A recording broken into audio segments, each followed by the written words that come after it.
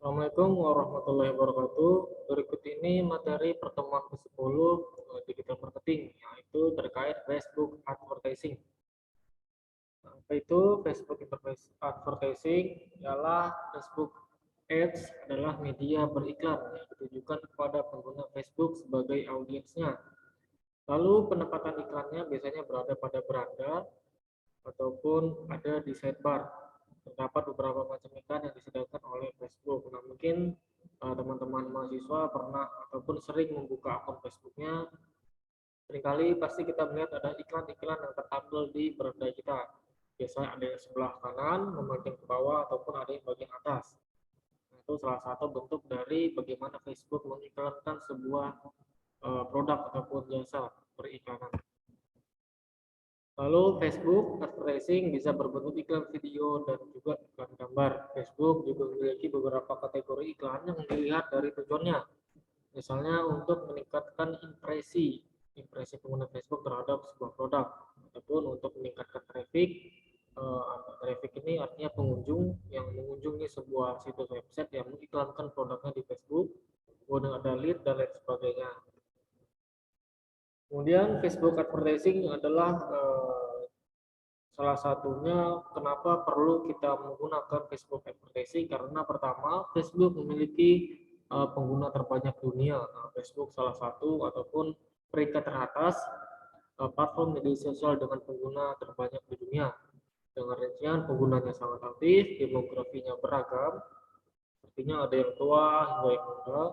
Kemudian dengan adanya Facebook ini kita bisa melakukan targeting secara spesifik. Kemudian kita bisa remarketing iklan kita yang kita tampilkan di Facebook. Kemudian jika sudah habis masa iklannya, bisa kita ajukan lagi untuk diiklankan lagi. Kemudian biayanya terjangkau sesuai dengan kemampuannya. Nah, ini berikut ini beberapa langkah-langkah sederhana. Barangkali nanti teman-teman mau membuat Facebook advertising untuk bisnisnya, ataupun jika teman-teman memiliki produk atau jasa ingin melakukan penjualan dengan menggunakan Facebook, bisa mengikuti langkah-langkah berikut ini. Pertama, kita membuka Google Page-nya dulu. Kita ini membuat akun baru, kemudian kita pilih bisnis atau merek ini. Nah, setelah itu kita masukkan nama bisnisnya, kemudian kategorinya seperti apa, lalu kita lanjutkan. Kemudian kita lengkapi informasi seperti biasanya, nama, alamat, nomor telepon, dan juga foto profil. Kemudian kita buka situs Facebook Ads Manager. Nah, ini untuk mengontrol iklan kita. Ada di sini di Facebook Ads Manager. Kita bisa mengontrol kampanye kita, kemudian kita bisa membuat iklan kita dan sebagainya. Kemudian di sini ada sub-sub menu untuk melihat performa dari iklan kita. Lalu kita pada kampanye, pada opsi kampanye nanti akan ada dua pilihan, yaitu iklan terpadu dan iklan cepat. Penggunaannya sesuai dengan kebutuhan kita, tetapi lebih baik kita menggunakan iklan terpadu karena iklannya bisa lebih spesifik, karena kita bisa melakukan targeting secara manual, secara kebutuhan kita. Lalu kita menentukan tujuan iklan ataupun kampanye. Misalnya tujuan kita di bagian kesadaran, pertimbangan, ataupun konversi. Nah, misalnya kita ingin meningkatkan kesadaran, tentunya nanti iklan kita berusaha untuk memberitahukan kepada masyarakat terkait merek kita. Nah, kita misalnya dengan kualitas terbaik maupun dengan hasil produksi yang sangat detail. Kemudian jangkauannya bisa kita setting. Misalnya kita berada di Bojonegoro, jangkauannya bisa kita setting sampai ke Surabaya dan seterusnya. Nah, ini tentunya berpengaruh terhadap biayanya tadi sesuai dengan kemampuan.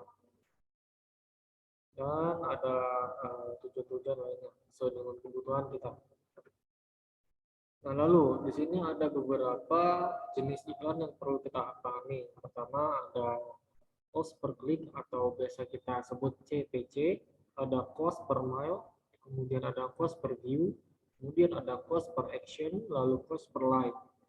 Nah, lalu di sini ada anggarannya. Misalnya kita memiliki dana 1 juta, kita bisa memiliki anggarannya sesuai dengan kemampuannya, kemudian strateginya, ada biaya terendah, kemudian kita bisa juga menjadwalkan kapan sih iklan kita ini harus tayang, kemudian pengiriman, dan sebagainya. Kita ikuti aja alur-alurnya, kemudian klik lanjutkan.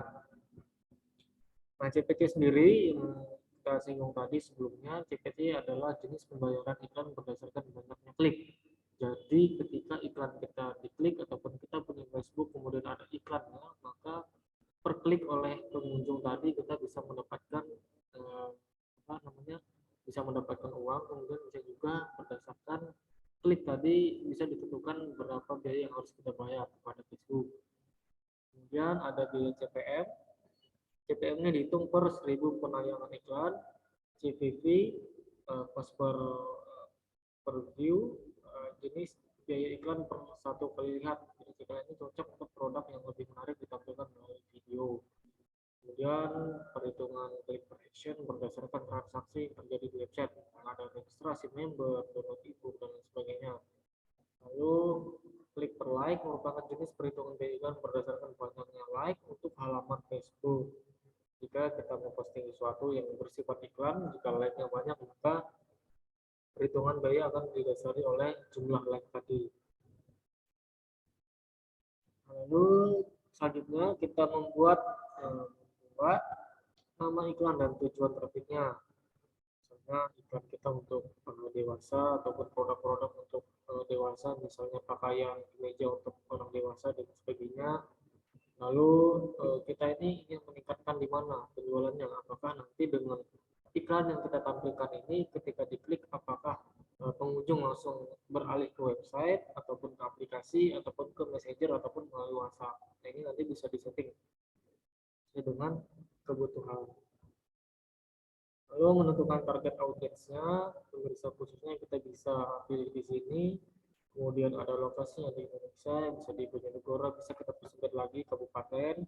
Kemudian umurnya dari umur 18 sampai 65 tahun misalnya, jenis kelaminnya, atau semuanya, kemudian bahasa yang digunakan dan sebagainya. Nah, ini bisa kita setting untuk lebih mempersempit target kita. Artinya nanti produk yang kita layakkan ini sesuai dengan targetnya, sesuai dengan pasar.